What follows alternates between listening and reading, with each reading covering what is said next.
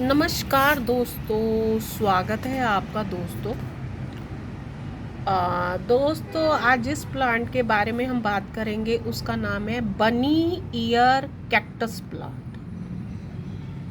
बनी किसको कहते हैं दोस्तों? खरगोश को कहते हैं। और बनी के कान कितने होते हैं? इस तरह से होते हैं ना, खरगोश के कान इस तरह से होती है ना उनकी शेप। तो शायद इसलिए इस कैक्टस का प्लांट का नाम बनी ईयर कैक्टस प्लांट पड़ा। दोस्तों बहुत ही खूबसूरत प्लांट है। दोस्तों आजकल YouTube में इतनी वीडियोस आ गई हैं कि कहते हैं कि कैक्टस मत लगाइए, उसमें काटे। ये आपकी अपनी वैसे पर्सनल चॉइस हो सकती है कि भी आपने लगाना है या नहीं लगाना। मैं तो ये सोचती हूँ अगर एक इंसान जो गार्डनिंग को प्यार करता है ना, वो ये चाहेगा उसकी जो बगिया है ना उसमें तरह तरह के प्लांट्स हो। तो मैं ये दोस्तों कहीं से ये कटिंग लेके आई हूँ। मैंने इस प्लांट के बारे में सुना था, तो ये कटिंग से अच्छे से प्रोपोगेट हो जाता है। तो कहीं से भी अगर आपको इसकी कटिंग देखो, ये नाम तो इसका कैक्टस है, मुझे इस पे कांटे नज़र नहीं आए। ये देखिए कहीं पर भी कांटे नहीं है इसके। दोस्तों इसका बड़ा सुंदर फूल खिलता है और इसमें फ्रूटिंग भी होती है। दोस्तों इसको हिंदी में नागफनी कहा जाता है, शायद आप सर्च कर लीजिए, नागफनी खाया जाता है। और मैंने इसका फ्रूट भी खाया हुआ है दोस्तों, बहुत टेस्टी होता है इसका फ्रूट। मैं चूँकि दिल्ली से हूँ ना, तो मेरी मम्मी लेके आई थी इसके बाद फ्रूट। उसके मैंने 3-4 बार खाया जब मैं बचपन में। फिर उसके बाद यहाँ राजस्थान में मैंने ये फ्रूट देखा नहीं, लेकिन इसका फ्रूट बहुत टेस्टी होता है और उसमें बहुत काफ़ी न्यूट्रिशंस वैल्यू होती हैं। और इसके फ्लावर दोस्तों इतने सुंदर होते हैं ना, आपको ऐसा लगेगा जैसे सर्दी के फ्लावर हो, जैसे पिट्यूनिया वगैरह, जैसे सर्दी के सुंदर सुंदर फ्लावर होते हैं ना, उसके जैसे होते हैं। और इसकी केयर क्या करनी चाहिए दोस्तों? एक तो इसको फुल सनलाइट में रखना चाहिए। बिना फुल सनलाइट के ये सरवाइव नहीं होता। अगर आपने इसको सनलाइट के छाया में रख दिया तो इसकी जो पत्तियां है ना, थोड़ा इसका जो ये हैं इसके ईयर्स आपको हरे कम नज़र आएंगे। तो इसको खुली धूप में रखिए और किसी भी छोटे से प्लांटर में लगा के इसकी आप शुरुआत तो कीजिए। आपको इसका बड़ा ध्यान देना दोस्तों, इसको आपको ऐसी धूप में रखना है कि तेज वाली धूप में। अब सर्दी में तो अगर जहाँ धूप नहीं आती ना, तो फिर इसको आपको धूप पे ही रखना पड़ेगा। प्रोपोगेशन मैंने बता दिया, कहीं से भी तोड़ लाइए, नहीं तो आप नर्सरी से खरीद लाइए। थोड़ा ये कम नज़र आता है, नर्सरी में मिल जाएगा, वैसे मिलेगा ये प्लांट आपको 100-200 में मिल जाएगा ये प्लांट। और ज़्यादा इस पे कीट पतंगों को अटैक नहीं होता। इसकी जो दोस्तों ये लीव्स होती है ना, इसी के अंदर पानी है, तो इसलिए हमको इसको पानी बिल्कुल नहीं मतलब देना तो है, लेकिन कितना देना है आप दीजिए। हफ्ते में एक बार पानी दिया बहुत है, इसके लिए सफिशेंट है। और गर्मी में ये खूब अच्छे से खिलता है। सर्दी में थोड़ा सा ये क्या कहते हैं, डोरमेसी में चला जाता है। सर्दी में आपको इसको इतना पानी नहीं देना। और मिट्टी इसकी जब भी ये प्लांट लगाए, मैंने देखिए पहले मैंने वीडियो बना लिया, बाद में मुझे विचार आया कि मैं आपको बता देती कि मैंने इसके अंदर क्या क्या। मैंने इसके अंदर थोड़ी सी जो बजरी होती है ना, क्योंकि ये रतीली मिट्टी में अच्छा होता है, तो मैंने इसके अंदर बजरी मिलाई, एक हिस्सा गोबर की खाद और मिट्टी मिलाई।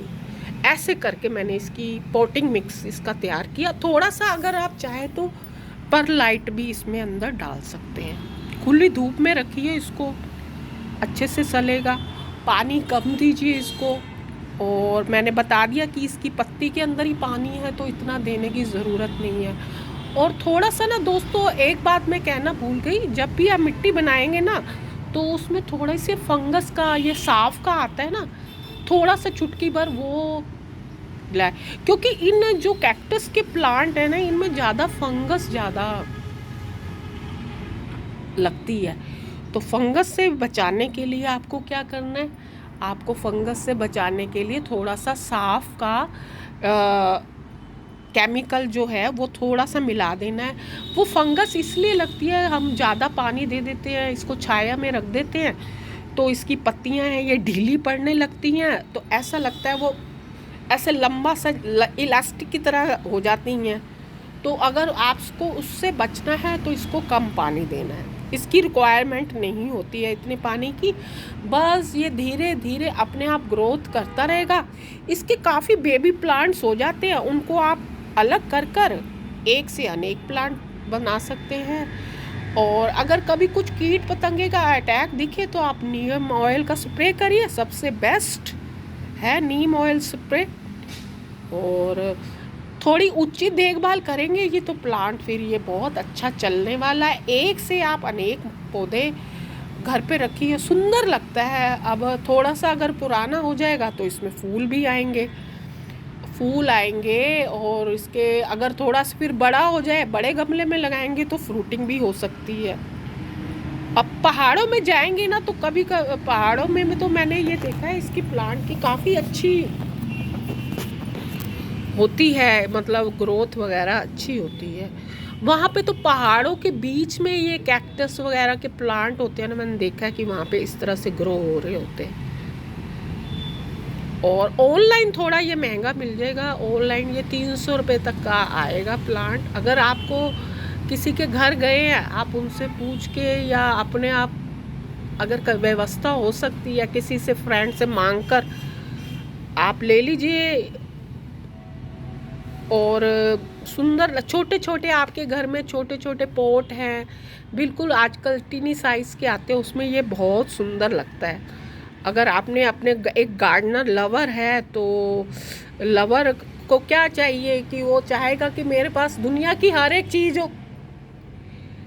जैसे एक इंसान है, किसी के घर गया, उसने देखा कि इसके घर ये है, तो वो उसके अंदर इच्छा होती है ना कि मेरे घर ये भी हो गए। वैसे ही प्लांटर होता है, मैं भी कई बार जाती हूँ ना, मुझको कई लोगों के घर बड़े सुंदर सुंदर प्लांट्स दिखते हैं, तो मेरी भी इच्छा होती है मेरे घर ये हो, मेरा घर ऐसा हो। देखिए इच्छा की तो कोई सीमा नहीं है, लेकिन एक इंसान को सपने भी देखने चाहिए। और सपना पूरा करने के लिए क्या है, आपको मेहनत करनी होगी, थोड़ी सी मेहनत कीजिए तो ये सुंदर सा पौधा, बच्चों को इसकी शेप बड़ी पसंद आती है। और सर्दियों में इसको जैसे बड़ा पाला वगैरह पड़ेगा ना, इसको दोस्तों उससे बचा के रखिए, धूप में रख दीजिए और पानी बिल्कुल कम दीजिए।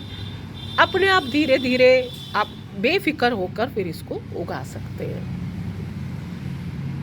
देखिए दोस्तों, जहाँ से मैंने तोड़ा था ना वहाँ पे इसकी पत्ती थोड़ी ब्राउन हो रही है, लेकिन मैं अब इसकी उचित देखभाल करूँगी, इसकी कमी को भी दूर करूँगी। तो आप उगाइए बनी ईयर कैक्टस प्लांट, सुंदर प्लांट है, एक आकर्षक प्लांट है। अच्छा लगता है कि हमारे गार्डन में एक तरह तरह के पौधे। आशा है बनी ईयर कैक्टस प्लांट के संबंध में मेरी ये जानकारी आपको पसंद आई होगी। आप मेरे चैनल को सब्सक्राइब कीजिए, लाइक कीजिए और शेयर कीजिए। थैंक यू दोस्तों।